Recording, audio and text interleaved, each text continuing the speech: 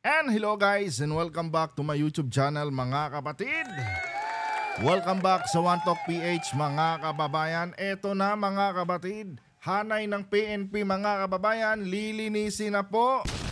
Nako, paano ba naman kasi mga kapatid, patuloy po ang pagdami ng mga tiwaling pulis mga kapatid sa hanay ng PNP sa iba't ibang mga presinto sa buong Pilipinas.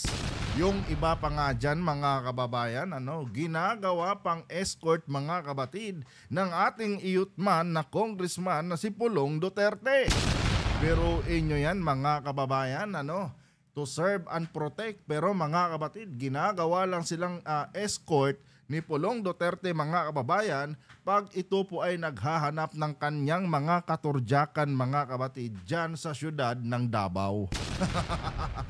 Kaya napakagandang kwento mga kababayan, napakagandang programa po itong gagawin ng PNP na kung saan mga kapatid, lahat ng mga tiwaling pulis ay sisibakin na po sa kanilang mga posisyon. Pero bago ang lahat mga kababayan, One Talk PH nga pala mga kapatid, nagbabalik po para sa panibagong update at inaanyayahan ko po ang ating mga bagong viewers dyan na hindi pa nakapag-subscribe.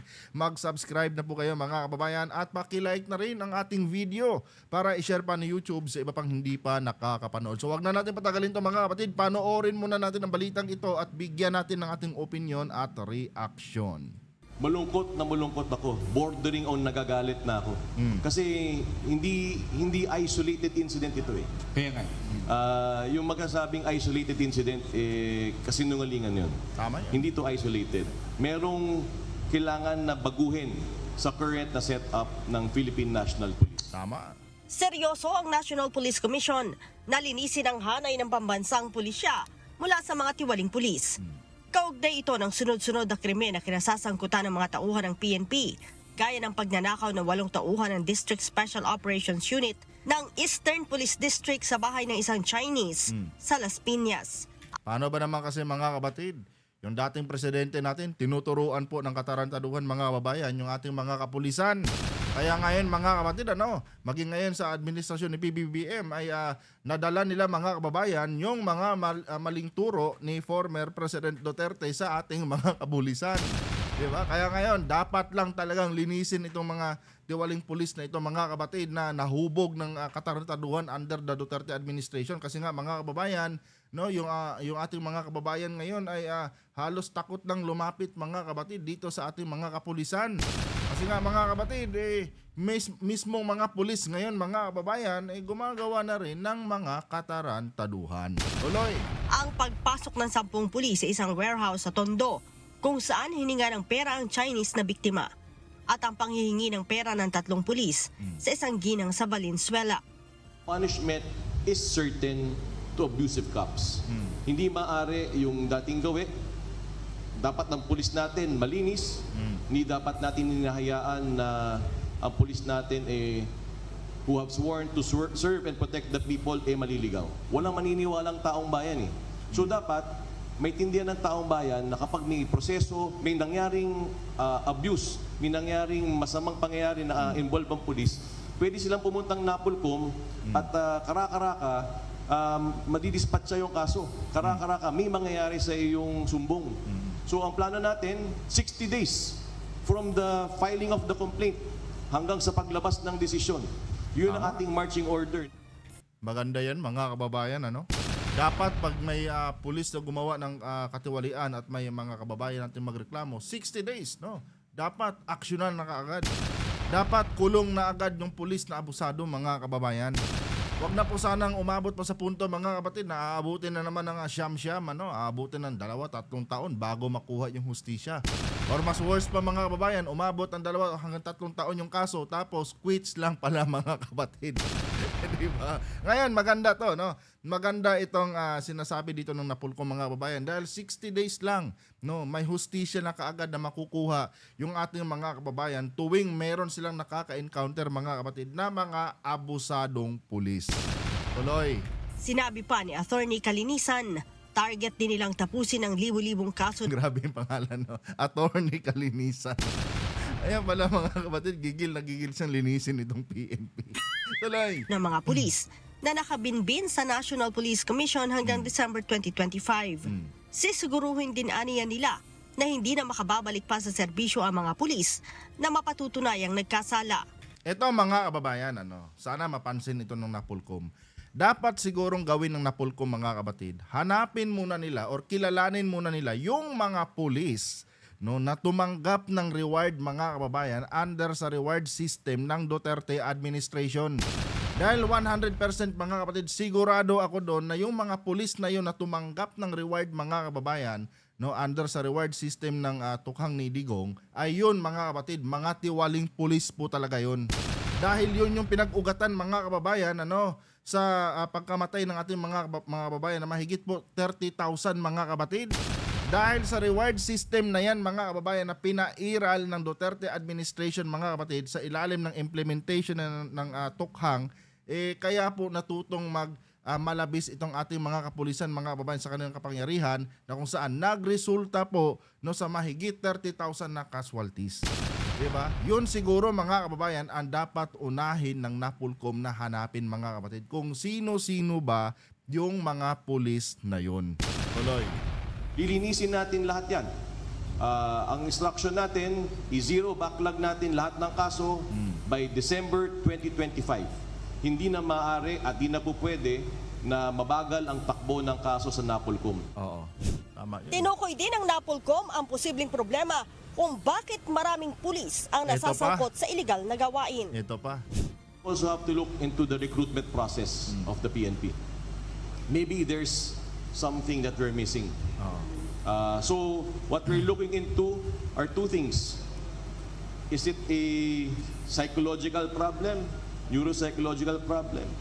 May konti bang something dyan sa proseso? Then we make it stricter. May Unang-una dyan mga kapatid, dito sa sistema ng hiring ng PNP, dapat tutukan nila ito dahil meron po mga kababayan, meron pong mga case diyan mga kapatid na may kakilala lang na general, may kakilala lang mga kapatid na malakas na politiko na may connection mga kababayan sa PNP, nagagawa nila ng paraan mga kababayan yung mga aplikante na hindi naman talaga pasado mga kapatid sa recruitment ng PNP. Meron nga ako diyang kilala mga kababayan, hindi ko lang sasabihin yung pangalan kasi mahirap na mga kapatid. Isang babae mga kababayan na nakipagsiping lang mga kapatid sa isang opisyal. And pinag-antay ng 3 months. After 3 months mga kababayan, napasok na po sa PNP.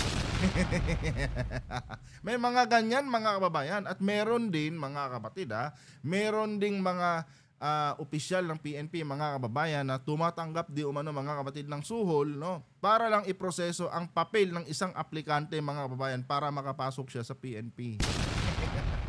Yan ang dapat mga kapatid na tingnan ng NAPOLCOM kasi talamak po yan mga kababayan. Tuloy. Ibabala pa ang NAPOLCOM sa mga tiwaling tauhan ng PNP. Yung mga gumagawa ng mga sunod-sunod na pangyayaring ito, maghanda kayo sa National Police Commission, maganda kayo sa mga disciplinary authorities dahil sasampulan namin kayo. Ito mga kapatid, sana man lang panawagan natin to sa NAPOLCOM mga kababayan. Sana man lang alisin na yung sistema tulad sa administrasyon ni Duterte na pag ang isang pulis mga kapatid ay gumawa ng katarantaduhan, gumawa ng kasalanan mga kababayan, sinasampal-sampal lang po sa harap ng media. Sinisigaw-sigawan, sinasampal-sampal, sinisikmuraan. Tapos later on mga kababayan, mababalitaan na lang natin, nakabalik pala sa serbisyo at dinistino mga kapatid sa ibang lugar. Diba? Sana mga kababayan, baguhin na po yan. Yan dapat mga kapatid ang isa sa priority ng NAPOLCOM. Siguraduhin talaga nila na pag ang isang pulis tinanggal nila mga kababayan, tanggalan talaga nila ng pribilehiyo mga kapatid na magserbisyo pa sa PNP.